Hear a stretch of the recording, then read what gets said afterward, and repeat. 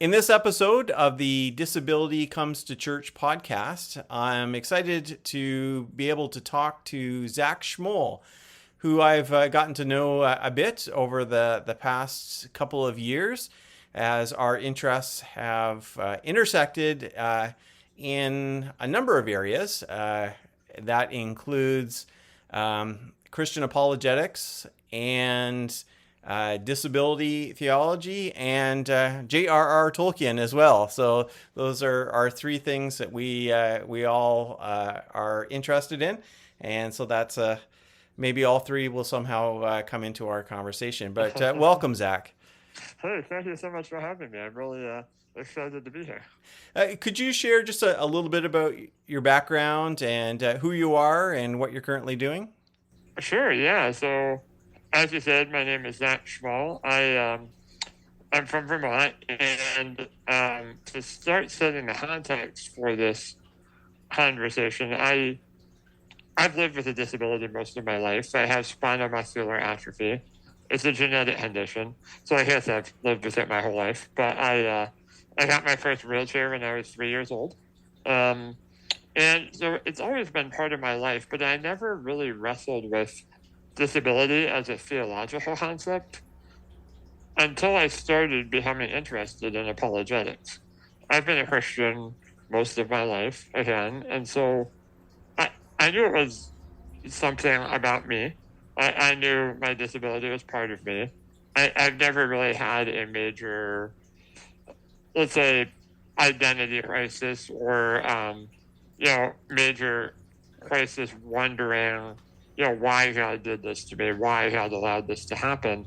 But as I started studying apologetics, I realized that a lot of people do honestly struggle and legitimately struggle with reconciling the existence of an all-powerful, all-knowing God and disability, something that at least they perceive to be wrong with their lives.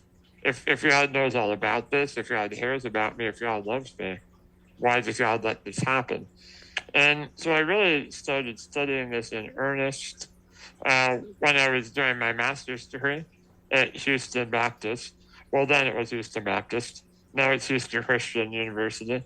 And it was the topic of my thesis at the end of that program, which I then, a few years later, revisited because, again, I thought that this is an issue that a lot of people don't talk about. And I thought it deserved to be talked about a little more, talking about how we even put a vocabulary to Christianity, disability, and really helping to support people who either live with disabilities, love someone with a disability, or just even meet someone with a disability. How do we even, be supportive and helpful, even if we don't know what to do? So a few years later, I published Disability and the Problem of Evil with Public Philosophy Press. At the time, I was working on my doctorate, too, in humanities from Faulkner University. So now what do? I teach apologetics at Houston Christian University in the same program I went to originally, and humanities at Southeastern University. It's just interesting. Disability is something that's been so focal in my life, and yet I never really thought to think too critically about it until I started reading critiques of Christianity. And then I realized it's a real question people have. So I guess that's what brought me into this area of study. So you mentioned that you published that book, Disability and the Problem of Evil. Interestingly, while you're working on your PhD, as if you didn't have anything else to do, so you decided to put out a book. Can you just summarize a little bit for us the message that you were trying to get across in that book? Yeah. So I think, well, so the problem of evil is kind of a classic philosophical problem with Christianity. Um, Basically, it's been posited in various forms throughout history, but the general idea is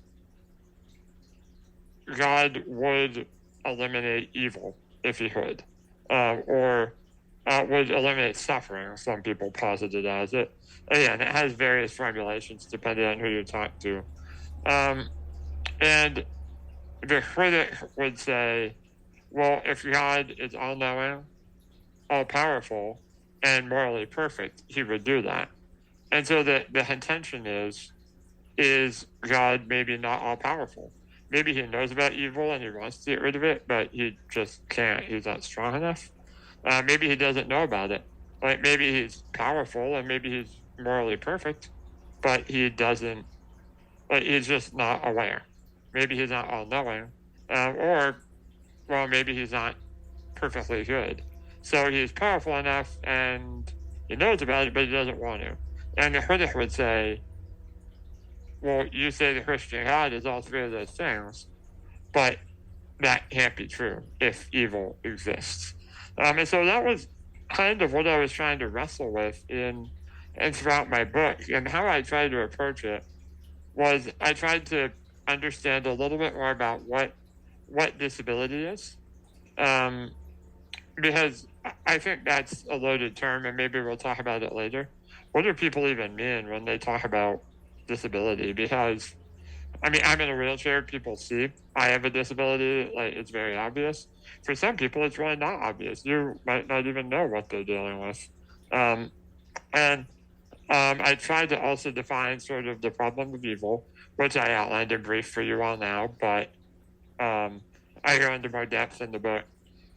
Then what I try to do is sort of look through biblical history and church history and try to see how even people such as, well, in scripture, I mean, Job is a quintessential example of someone who went through a very difficult time and didn't understand why.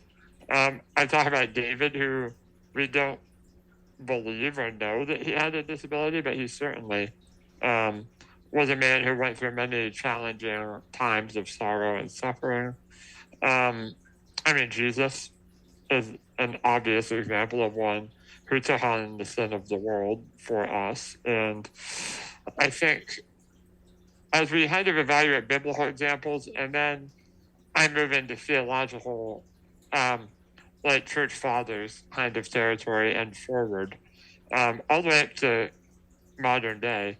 And I try to kind of overview how different people have tried to answer this charge of the problem of evil. I'm hoping that what it will do, well, it's specifically related to disability.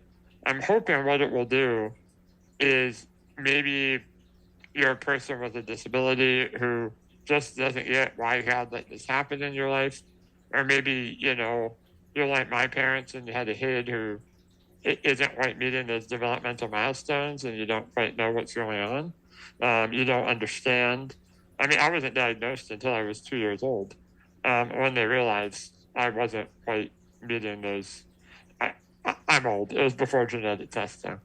I'm not that old. I'm only 32. But the point is, now you would know. Back then they didn't know. And so, I'm hoping it'll be an encouragement to, or even to pastors who want to minister well to people in their churches who have disabilities. I mean, it's kind of trite, but I mean, if we live long enough, pretty much everyone will have a disability of some sort. You know, if you live long enough, you're probably going to find yourself in a condition where you're lacking some ability that maybe you once had. And it may be any variety of things, but it's a real issue for pastors and really any congregation member. So I'm hoping to have to give people a vocabulary to talk about these issues, and also some thoughts about how greater minds than mine have tried to wrestle with, well, why does God allow this, and why might God, what reasons might God have for allowing something like disability to exist rather than just snapping his fingers and fixing it right now? So there's so much there that I'd like to unpack, but we only have time for a few things. One of the things that stood out for me, having been involved in the disability community for a while, and I would say a broad diversity of the disability community.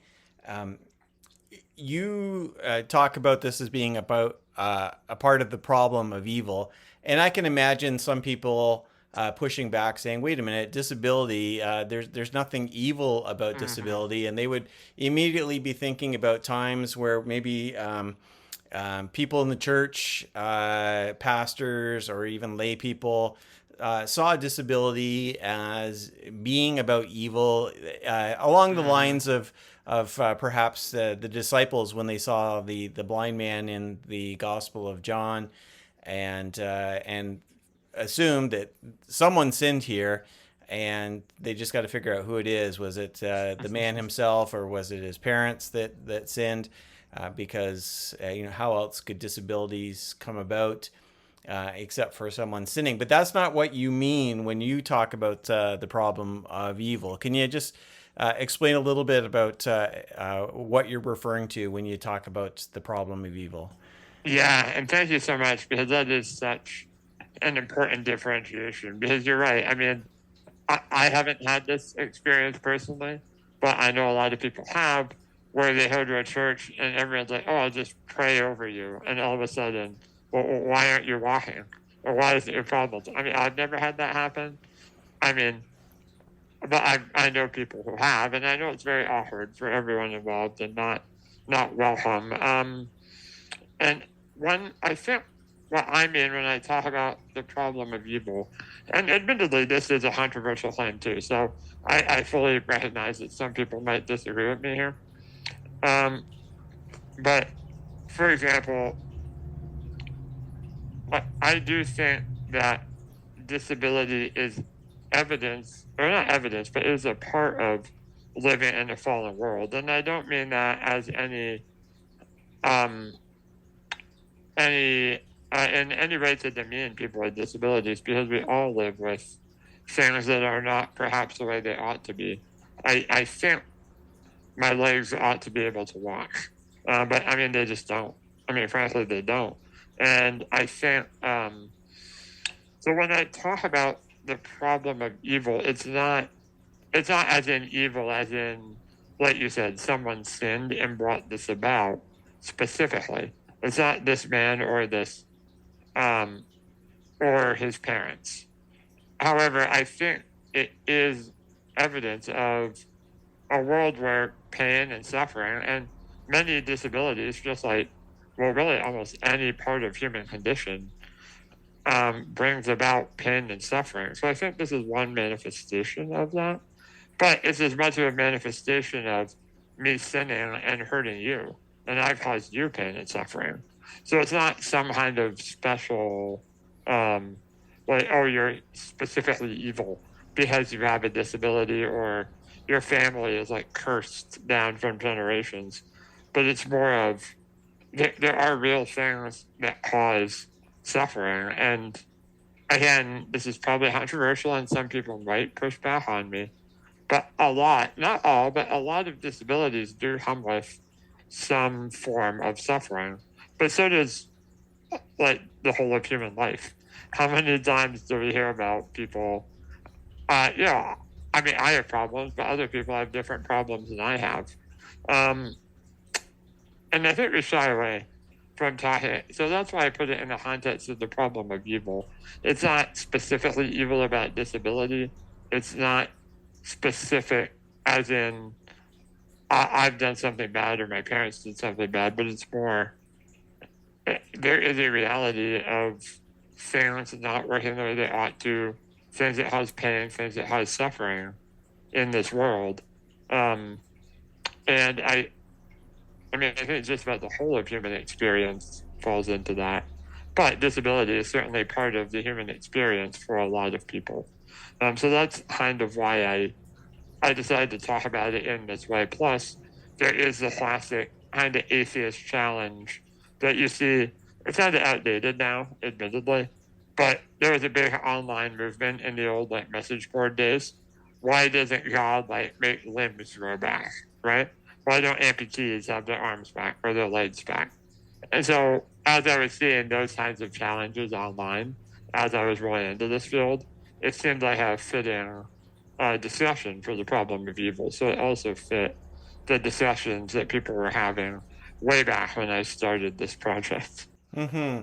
I think that that's important in that when we talk about problem of evil in relation to disabilities, oftentimes that's not in the context of talking to another person who has a disability, but confronting some of the criticisms people have about Mm-hmm. God and Christianity. And uh, most of the time that I've heard those kinds of criticisms, it's not by someone with a disability, it's by someone who's quite able-bodied, but they look at someone who is disabled and say, well, if God was real and if God was powerful and God was good, he would not allow this. And so then we're kind of forced to respond in some way. And that got me thinking about the whole idea of theodicies. And there's a whole debate about how effective they are.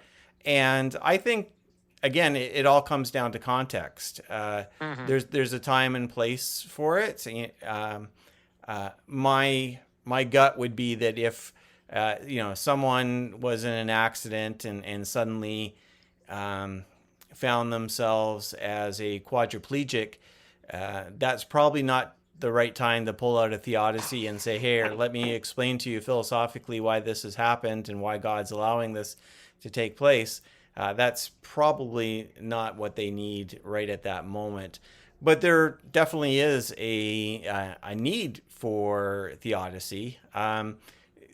Can you share a little bit of what you think the role of theodicy is in Christian discipleship?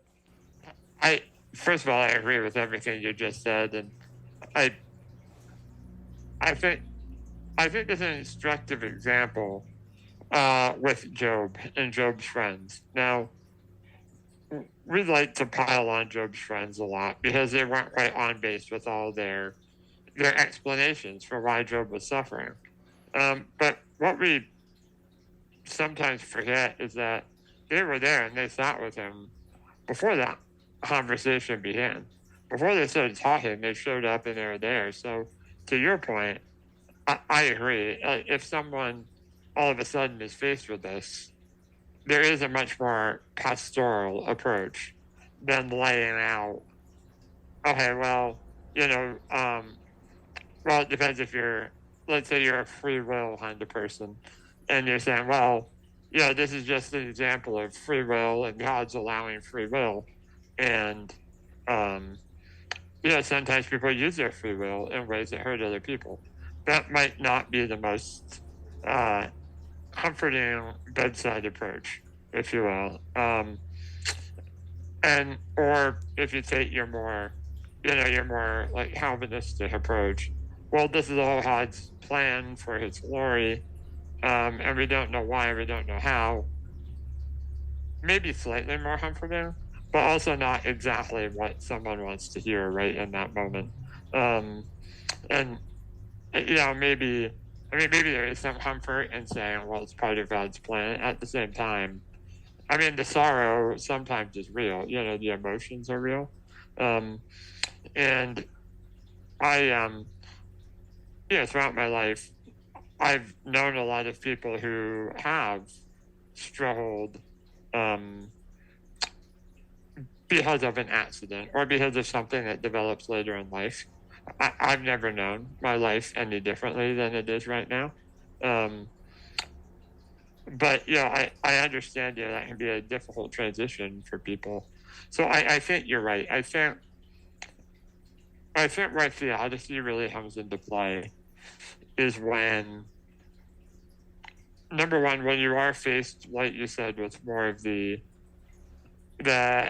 outsider challenge, if you will, where someone is behind of using disability as an example as to why God can't exist, I think it's it's useful in that context because, I mean, there is a legitimate question on the table, and I think that as Christians we ought to do our best to answer as best we can when we're asked. I do also think, though, and like I said in my intro, it's not like I've been wrestling with this question my entire life.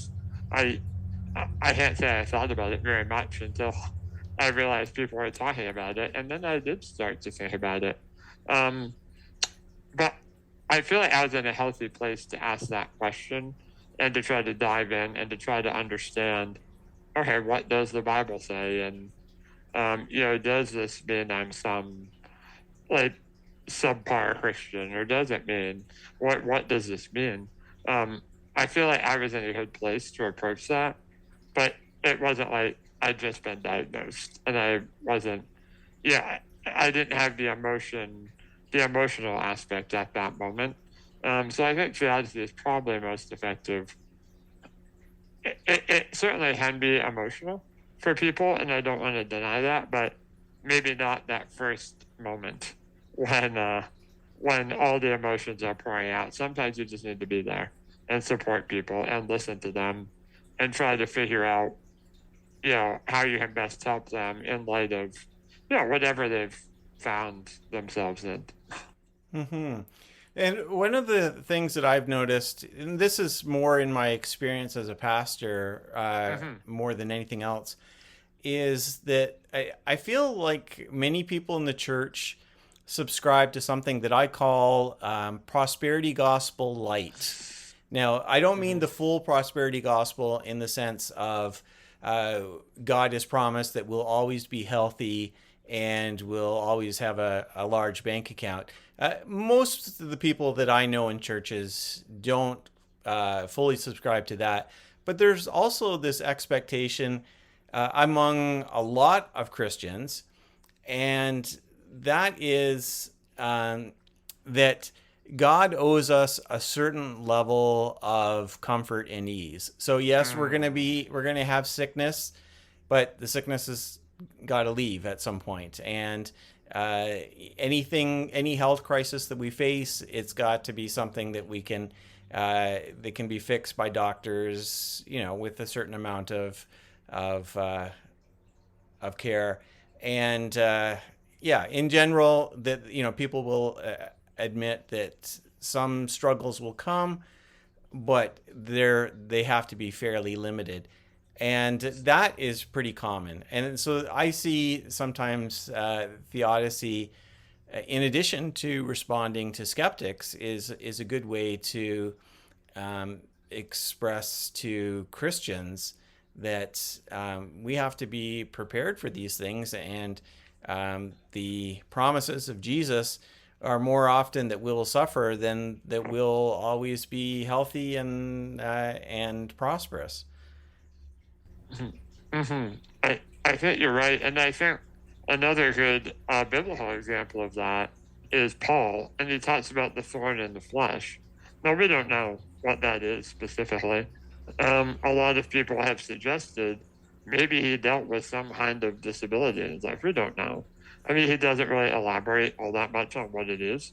All we know is that he prayed for God to take it away, and God wouldn't take it away.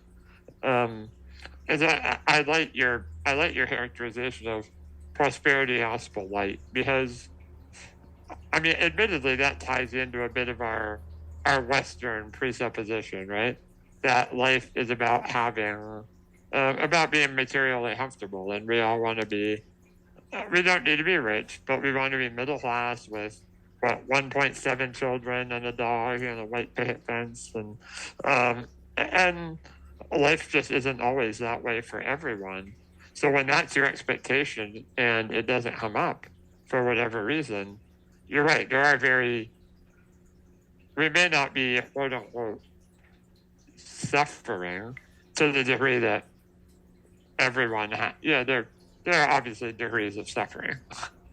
Some people suffer greatly, some people suffer less so. But Yeah, I think that's a great way to think about it. Maybe a theodicy helps wake people up and kind of realize that, oh, there are real challenges in the world, and evil might come in again in different ways. I mean, I, I hear some people would look at my life and say I have it so bad. I don't think I have it so bad. I think life is pretty good. And I think if you ask a lot of people with disabilities, a lot would say they're pretty happy with how they are. Um, there was, I forget who the writer was, um, but he he basically wrote. Um, he was a Christian, and he was writing about how if if God said I'd remove your disability right now, and he basically said I wouldn't want that. I'm happy with how I am, and yeah, he was a wheelchair user, so he said yeah I can't walk, and yeah my muscles aren't that good, but it's who I am, and it's who God created me to be, and some of the opportunities I've had in my life, well, for God's glory, are um, are because of this chair. So why would I want to throw that away? It was clearly God's design for His glory, and it turned out for my good, even though I didn't see it at the time. Um, and I mean, you see a similar testimony from Johnny Erickson Tada too. She's very, um, she continually talks about everything that she's been able, the people she's been able to meet and impact, and help come to a knowledge of God because of working through her disability ministry. So I think that's I think it's important for us to kind of first to realize these situations and these um, life doesn't always have to be maybe our ideal of what we think is perfect for it to be, if we really realize what God wants it to be. It, it can be, we all deal with the fallen world, but it can be a God honoring glorified life, and that's a great thing. Now, Zach, one of the conversations that we've had in the past has been about evangelicals and disability theology. I know that I've interacted with a lot of people in the disability community and disability theologians, and there's some great stuff that is out there. But a lot of the people that I've read and that I've interacted with would be on the at least the mainline Christian Mm-hmm. context, on more liberal side. And again, I'm not being critical of that. There's some great things that are there, but there have been times where I've been at conferences and have been the only evangelical there, or at least that's what it felt like. And we've kind of talked a little bit about that. Why do you think that evangelicals have not been as quick to embrace theological reflections on disability? Man, that's a great question. And I mean, I agree with I think you're right. Most of the literature that I was reviewing when I read my book tended to be from a more liberal end of the spectrum, if you will, of Christianity. I don't know that I have a great answer, but I do wonder,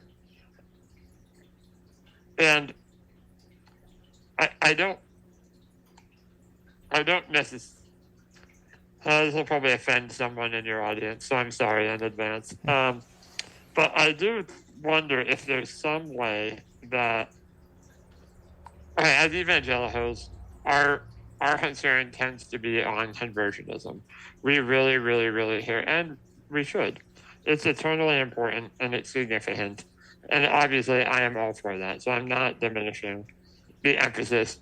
However, sometimes we do fall into one of two areas when it comes to, let's say, more social issues.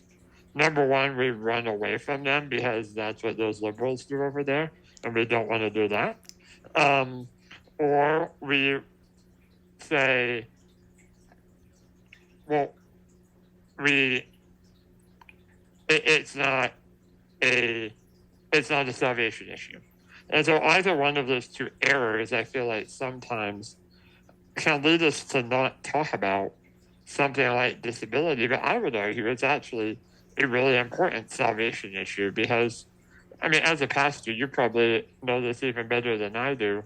Um, if if your space isn't accessible by people, or if you don't have the capacity or the expertise in your congregation, or a resource to help you out to translate into ASL, or you don't have kind of an age-appropriate curriculum for people who might have developmental delays, how are they going to hear the gospel? So these disability issues are gospel issues. It's not just this is some like social gospel agenda. But again, I know we do that as evangelicals.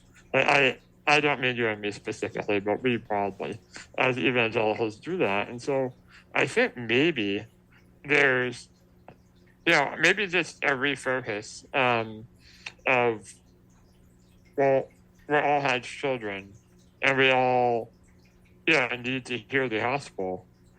Let's talk about these issues and break down barriers so that, what if I lived in a town? I live in a small town, and we have one church in town, and thankfully it has a ramp. But let's just say hypothetically it didn't. I mean, I might not be thrilled about going to church if I hadn't literally accessed the space. So I feel like these kinds of disability issues are really important for us to talk about. And so I don't know. I wonder, and it may not be a great answer, and like I said, I probably offended some people, but I wonder if those issues play a part in it. I think that you're right on. I think that those are some of the things that people have been struggling with. In my experience in some churches, and this is be more say 20 years ago, where some churches were hesitant even to work with the poor too much because they thought that might be a distraction from evangelism, and it also could be a slippery slope to other liberal beliefs. And I saw some people in the church. This wasn't a church that I was pastoring at, but one I was attending, and they were really struggling with that. I think another aspect of it that might play a part is that a lot of disability theology today emerges out of the liberation theology stream. And they probably identify disability theology with liberation theology. And that may or may not be accurate. I think there is part of that within disability theology, but it is a lot wider. And I think that things are getting better, and there are some more evangelical thinkers who are realizing this is something that needs to be talked about and needs to be wrestled with. Like you said, our goal should make it to be make access to church and to the message of the gospel accessible to everyone. And the most obvious example of that is right from the scriptures, where the people who wanted their disabled friend to meet Jesus so much that they ripped a hole in the roof and lowered them down. And if that doesn't encourage us to become accessible, I don't know what else will make us do it. So Yeah. yeah. So that was one of the things I wanted to talk about. And then the last question I have, and this is really from left field, and it's okay if you're not prepared for this, but I know that you're a great Tolkien fan, and I can't help as I reread Lord of the Rings and even The Hobbit, how Tolkien in his writings, even though he's not writing directly about disability, he tells this story in which you have some incredibly powerful beings that are obviously impressive outwardly. Everything about them, the Aragorns and even the Legolas and the Gandalf and everyone else of these characters. And yet, ultimately, it's the hobbits that the victory comes through, right? And on all aspects, really, all four of them play such an important role. And I see in that, a message about a reconsidering of what we believe or who we believe God can work through. We might think, it's got to be someone who is outwardly powerful, who has all of the gifts and skills and abilities that would make it in the business world or any other area of society. That must be what God is looking for in the church as well. And yet he often is using other means. Have you considered that kind of thing, or is this way out there for you? No, I think you're right on. I think it's a great insight into Tolkien because, even right from kind of the beginning, well, not the beginning of the story, but at the Council of Elrond, right, when they're choosing the Fellowship, everyone is shocked when Frodo volunteers to take the ring. And I'm paraphrasing here, but Elrond basically says, um, who would have ever thought that this would come to be? And it's a lot more eloquent than that, but that's the basic gist of it is, maybe this is a time for the Shire folk to rise up and basically like shake the towers, or there's some phrase like that. And it's remarkable because you're right. There are these powerful people. Gandalf, like you mentioned, he is one of the most powerful beings in Middle Earth, but he can't carry the ring. He can't do it. And yet, what's even interesting, another layer of that, and I actually gave a presentation on this a few years ago during COVID. It was at TextMoot, so it's a Texas-based conference, but because it was virtual and I live in Vermont, I took full advantage and pitched a paper because why not? And it was on the part, and it's portrayed brilliantly in the movies, but it's also in the book, where Sam is carrying Frodo up Mount Doom, right? He literally is incapacitated physically, and he needs someone to help him. And again, who is helping him? Like the gardener, the one that you wouldn't expect.